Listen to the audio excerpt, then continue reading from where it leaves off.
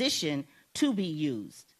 I don't mind being used if I can accomplish my goals, but I do resent being used in a way that belittles or demeans me.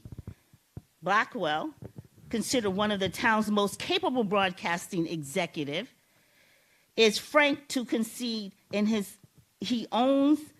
he owes his rapid rise to his influential position as one of CBS Channel 10's 3 broadcasting directors, in part to efforts by the broadcasting establishment to integrate blacks.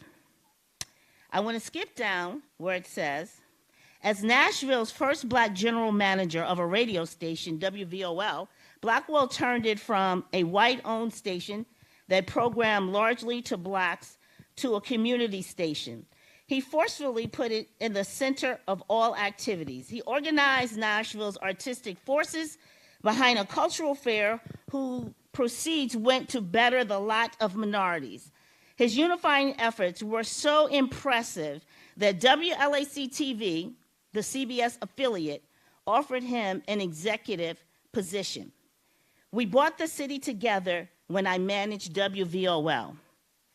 Blackwell, a soft-spoken, impeccably dressed man, said with a great deal of pride. That is why I don't mind being used. If I can accomplish my goals too, to me, to be able to bring change means that you must be in a position to. And in this case, I guess you could say that being used puts you in the position. You can't be any benefit to minorities or anyone else if you cannot be used. Let me give you an example. And I'm going to stop right there because I'm going to come back to that. But I want to start off by explaining a little bit more about how and why he started Night Train. And before we do that, I'm going to ask my mother, Katie Blackwell, and my daughter, Diamond Jolie Johnson, to come on stage. Let's give them a hand clap. And I'm going to ask Mom to sit here. Thank you. And Diamond's going to take the seat on the end. So the way that I would like to do this series is to first explain that the family is producing a 4-episode docuseries called Noble Blackwell's Night Train. So what I'd like to start with is the purpose of why my father decided to create Night Train. Now, some people said, well, it was because there were no blacks allowed to dance on Dick Clark's American Bandstand. We know that the first black program was Nat King Cole's program. It didn't last very long. But I'm going to just read the press release, and this is in the 1988 Night Train reunion booklet. Frank Howard, this look familiar to you? Okay, great. And this is what it says. After returning from the Army, he met with Roy Smith, who was the manager of WLAC-TV during the first part of the 1960s, about a concept for a TV variety show. After a series of meetings in 61, 62, and 63 with Tom Baker, who was the owner of WLAC-TV, Roy Smith and Noble developed the Night Train late night show concept. The program was launched in November 1964 and continued through 1966. And it was then syndicated by Viacom in some 30 cities throughout the United States and overseas. So it was a global broadcast. The immediate success of Night Train was because of the cooperative spirit and support of local and national talent, including the music coordination and arrangements of Bob Home. It brought joy and good entertainment to thousands of TV viewers. Night Train was a pioneer program of the video shows that are seen today. So there are reports out there that say that Night Train started. There's many different stories, but you hear it right here why it started. So what I'd like to do, because like I said, we're producing a docu-series. Do we have a video? Do we have a video? Yes, we do have a video. So I would like to start with sharing that video, and then I'm going to introduce our panel. Can we show the video? The videotape, please. Welcome to Noble Blackwell's Night Train. All aboard for Night Train. Man, I've heard so many stories about my grandfather's contributions. You know, some truths and some mistruths, some rumors. But our family is here to set the record straight. So let's get rolling to great entertainment.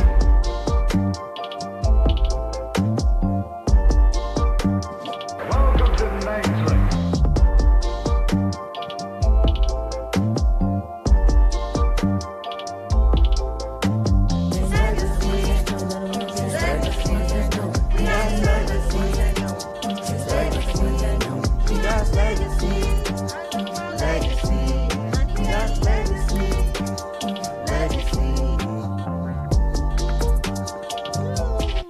All right.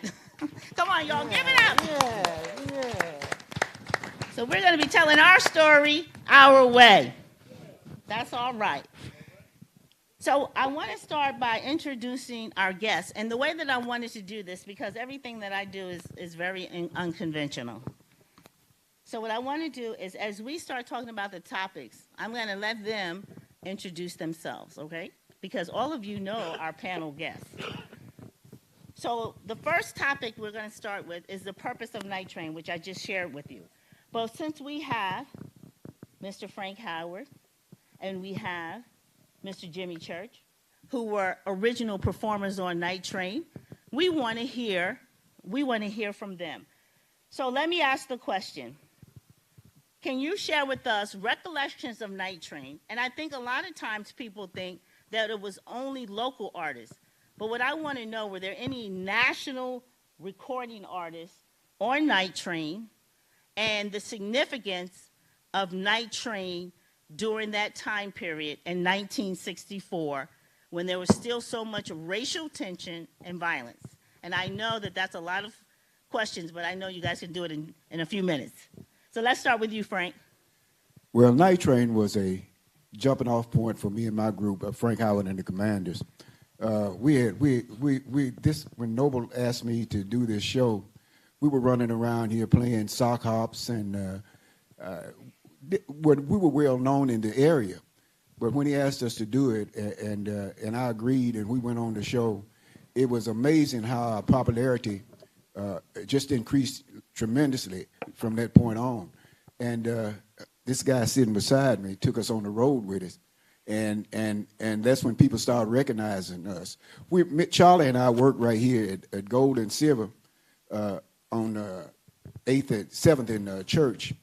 And it got so popular, Night Train had gotten so popular that we would bring clothes to work and go and stand in front of the National Shirt Shop so people could see us.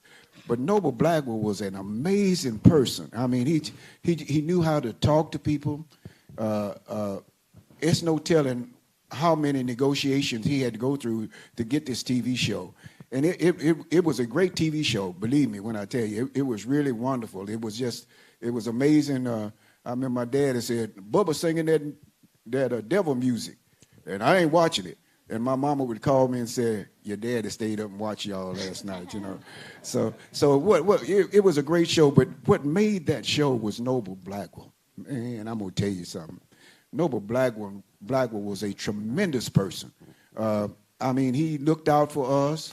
I didn't go on many of the shows that we did out, but we went on a few of. Me and the group went on a few of them, and it was just amazing how he treated us. How he never had to worry.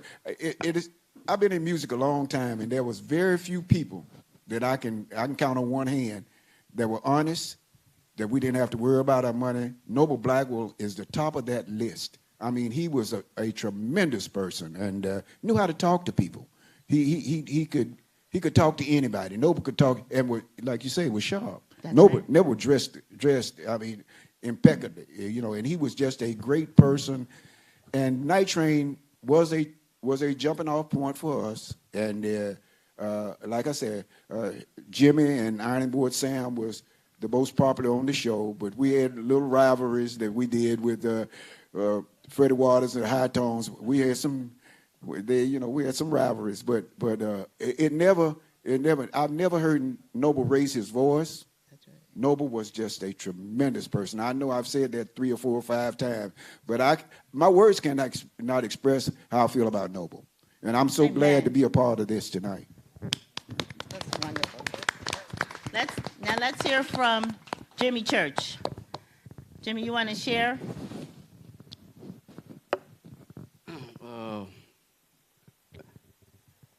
So much to say about Noble. When I first met Noble, he asked me, he said he was getting ready to do a show. Well, I was getting ready to go back to L.A. because I just came here for a visit. And then I got to singing with Johnny Jones' band up at the Era.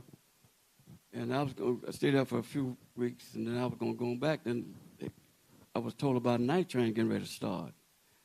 And then I met Noble. He was telling me about, he said, it looked like little Jackie Wilson there. You know, I can do something for you. I said, oh, yeah? He said, we're going to do a show. And it's going to call it Night Train. And I'd like for you to be on the show. And if it works out, I'll be your manager. I'll put you on every one of them. I said, well, you got it. I ain't going nowhere. I stayed right here. Well, I was working with a band out in L.A. that all the people that came to L.A. they didn't have, like Jackie Wilson and anybody that came without a Otis Redding, anybody that came without a band, our band played behind them. And so when I came here, and Noah was he's so impressive, and so when he talks, he's so educated and know how to say words in the right way. He knows how to make you, yeah, okay. Because I was going to go back, and then, man, I ain't going nowhere. So I thank Noble for being who he was. And like Frank said, he just straight up never lied to you. You know, it's always, to have a team, you got one got to be loud, one got to be quiet. Bob Holmes was loud. He didn't take no mess. You know, and when Night Train had his run, and this is something I've said when I was here. You know what? Last time I was here, it was supposed to be a Night Train show talking about Night Train, right? Night Train to Nashville. Later had a book about Night Train to Nashville. I'm sitting up here, and ain't nobody said nothing about Night Train. Night Train. And nobody Noble or nothing. So the guy asked me, he said, Jimmy, what do you think about Night Train? I said, what do you think about Night Train? You're talking about Noble Blackwell. He's the one brought this to intuition, and he's the one sold it to the people. But see, one thing I can say about Noble, because he took me, I don't know, he just liked me for some reason. And he took me on his arm, and wherever he went, I went. And when he first went to negotiate, they tried everything they could to keep him from getting that show. They said, well, now, we can't do it. Well, you got it. Noble said, look, I'll get the sponsors. I'll do this. I'll do that. Just give me a break. Just give me a chance. That's what he was saying in so many words in an educated way. And I can't say it like he was saying it, because he was doing it in an upper class way. But you know what I'm saying. I like to say, hey, I'm gonna try and get this gig, man. That's what I would say. well, he, the guy, they couldn't send. They said, well, I'll tell you what we do. Noah Ball had a show with white kids, and Noah said, I would like to have a show for the black kids, dance show. That's what he wanted to do, to start with, to give us something. So they hung around and so they looked at each other and they didn't know what to say. And then he finally got them to say, okay, we'll do this. But now we can't give you 8 o'clock and 9 o'clock. We got to give you some on the weekend, 10:30, 11:30, 10:30. Figure everybody be gone. Nobody going to sit there and watch no Night Train. Right. But he was wrong. They were wrong. Yeah. But you know what? You know what made Night Train? People don't know this. The white people. Mm. That's who made no Night Train to continue to grow. People that were going to the Grand Ole Opry, they stopped going. For some reason, they slowly stopped going. And they couldn't understand what the people at. They couldn't understand the people in Bowling Green and all the little towns that would come in Nashville and go to Grand Ole Opry. They stopped and just watched that black show. They never seen nothing like that. And they stayed at home and watched it on Friday. Said they stayed and watched the show. So a couple of months went by. They told, they couldn't find out what was going on. Then they realized it's the Black Night Train show these white folks looking at. So they tried to, they tried to, that's one reason, make a long story short, that's why they cut Night Train out, because they were putting so much pressure, Upperland was putting so much, Grand Rapids was putting so much pressure on Channel 5 that, look, you're going to do something about that show. Because I was right there with Noble and Bob Holmes when we were talking. That's why I said one's hollering, one's quiet. Noble was talking real. Bob Holmes was finna fight. He was so mad, What you gonna take out, But Noble, oh, we got it. Okay, Bob, we got it. And they kept talking, and so they didn't want. See, Hoss Allen was there. Hoss Allen could have took the show, because he's white. They wouldn't have said that much. But then Hoss took the show to Dallas in color. See, Noble wanted to have color. That's another thing against Noble. He said, "Can we do this show now in color?" That's right. They said, "No, well, we don't." They just kept on around till they found out. Then they said, "Look, we got to cut the show out." And come to find out, that was why they had to cut the show out. Right. Gave it to Hoss Allen. Mm-hmm. He took it to Dallas, put it in color. The beat is the same thing as Night Train. And I'm going to tell you one more thing about Night Train. Dick Griffey, local guy here, lived in L.A. When I was living in L.A., I met him. He's always a hustler. He always had rent parties and stuff. Wait. Let's put a pin on that. We're going to come back to that, because I want to put a little bit more time. But before we jump to, I know where you're going, let me say this. I want to ask my mother, because my mom met my father after he returned home from his tour of duty, even when he was in Germany during the Vietnam War. My father was not on the front lines. He was in entertainment services. He was responsible for entertaining the troops and making sure that they had the right morale to be able to do their duties. He started the Augsburg Theater Guild in Germany during the Vietnam War. Come on, this is the time. I just want you to understand who this man was. That's what he was doing. And when he came back from his tour of duty, he met this beautiful woman at a club called Del Morocco. Any of y'all remember Del Morocco? Okay. And he was doing a remote, because at that time he was working at WVOL, and he was doing a live broadcast. And they met. And then they got married. And so what I want to ask you, Mom, Katie, first off, let me just say this. Let me pay tribute. We may be honoring my father, but we're celebrating my mother.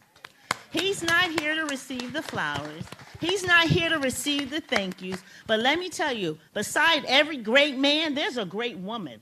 And what my mother had to endure, that's why she became a praying woman, because she spent a lot of times on her knees when my father was coming out here at midnight to put on a show to help young black artists and to be able to present the music of national recording artists around the world so that the music was globally accepted.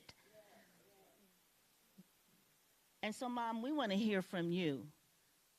When Dad started Night Train, how did that affect you, the family, your young children? Because I'm not telling my age. Share with us about Night Train. First, good evening, everyone. We thank God for all of you being here to let you know that I am a saved woman, and I always give glory to God because that's why we are all here. And Noble and I walked together, we prayed together, we cried together, and we served together. And that was the beginning of our lives. Met him in 1960. Many of y'all, I don't even know whether you were here in 60. Yeah, you were.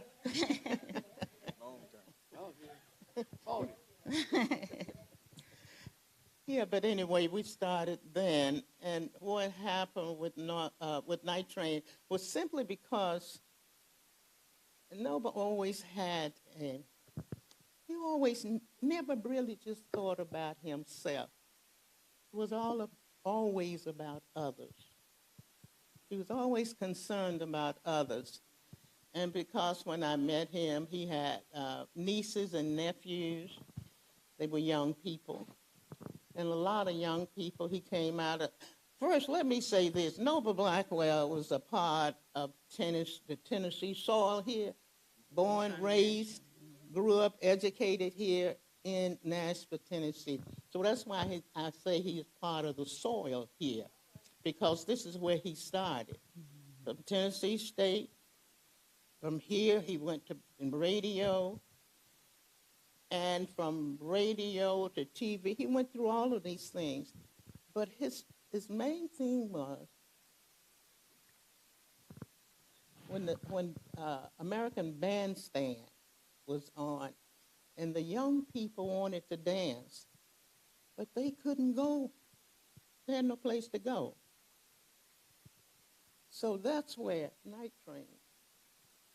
Well, he really wanted it to be for young people.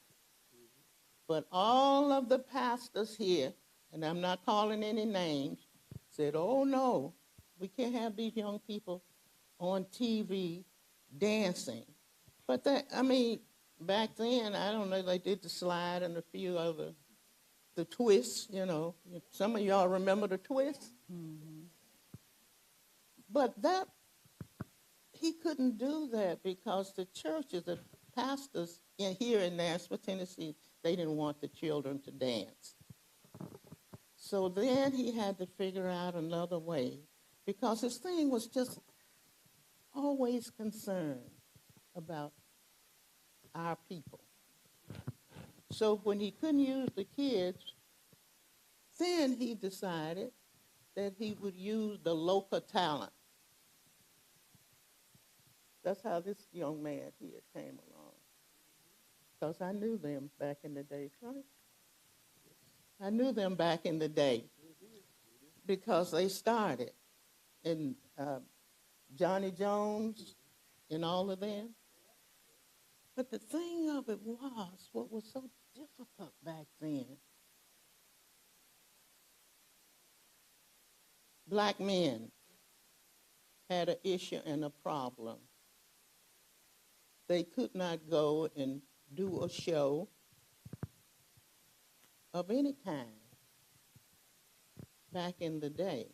And they could do radio, but nobody was on TV. That's right. That's right.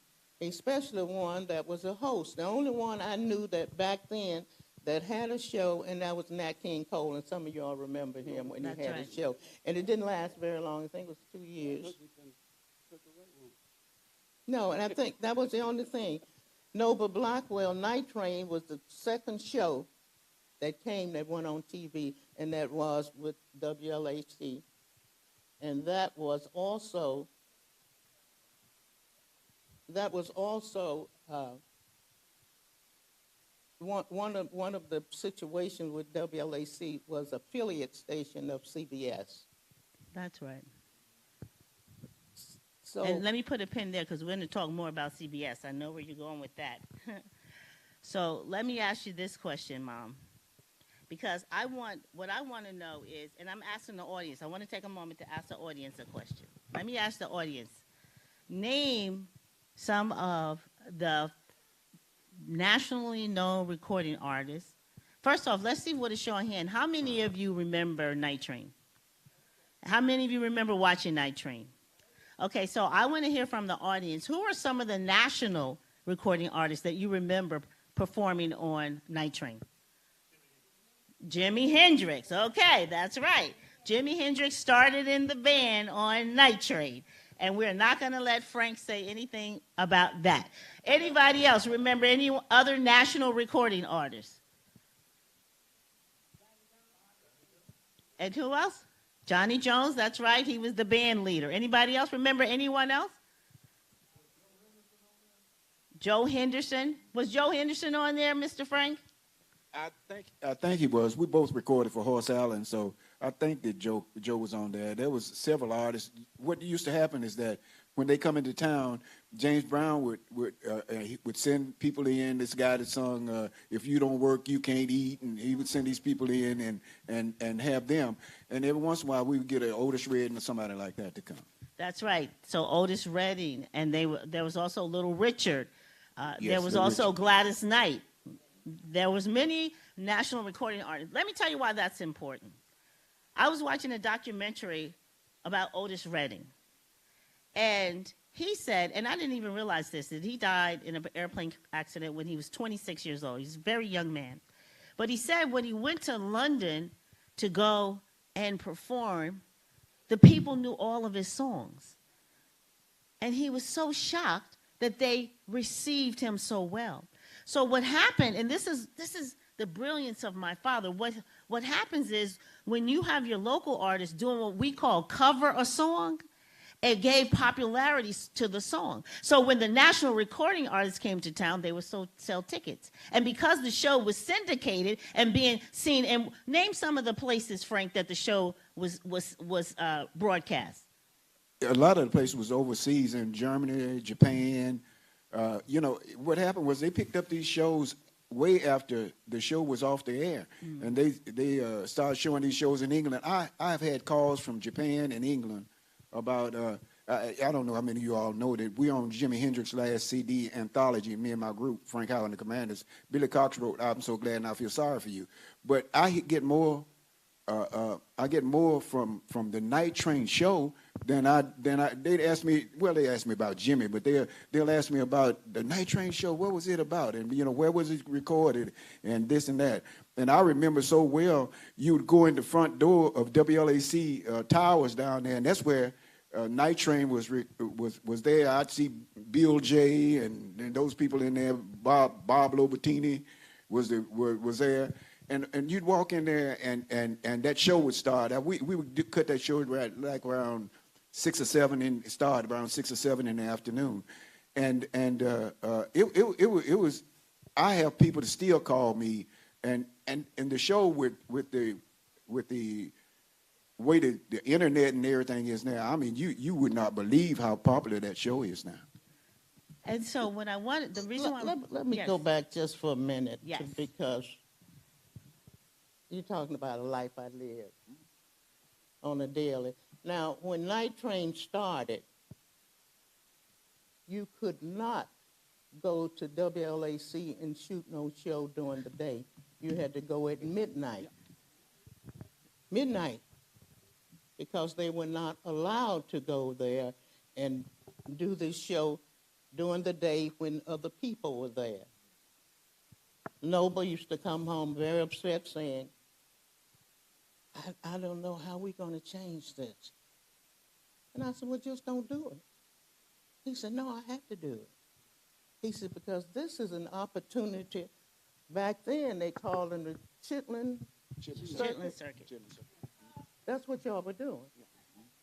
I'm a witness. And Jimmy I know really well, and Howard I know really well. But your music was locally here. You didn't do it no place else then. And what happened, what really the bottom line of all of this, can I just say this? Say it. The bottom line was when artists came into town to do shows here, they had to go through WVOL to announce the shows, to sell tickets. Noble Blackwell came out of WVOL, so he knew all of them back then. And what happened was the local talent would sing, as she was saying, covering their songs. But then, oh, you don't want me to go to the TV yet. Not yet. But then, that's why when they came in town, all of these top artists, the local artists were singing their songs. That's why everybody knew their songs. That's right. Can I get a witness out there? That's right. All right. I know because I lived it. That's what I'm saying. And I know a lot of you that are here did the same thing. So that was important to him to make sure that the artist, and he would go and I don't want to, he would go and talk to them. And then he would have them on the radio announcing about them coming in town and doing the show and where it was going to be, and it was at the Ryan Auditorium, wasn't it? Yeah. So that's what happened. And so when the artists came in, they knew all the songs because they heard them on WVOL radio station, plus the fact WLAC only played their music late at night. You could hear, I could hear it in Memphis, Tennessee, but it was after hours at night with the record. Also, Yeah. John R. John Richard. Yeah, I just want to say John R. Because I didn't know Horace Allen until Horace Allen came to Night Train. And I know we don't want to talk about TV yet, but I know when he came and why he came. But I just want to add that to it, that how this all started. Right. And that's the basics of what happened back then with Night Train. Okay. So let me ask this question. The studio was WLAC TV where they shot Night Train, and they did it at midnight, and we know it was because of the racial tension, right? So the white people did not want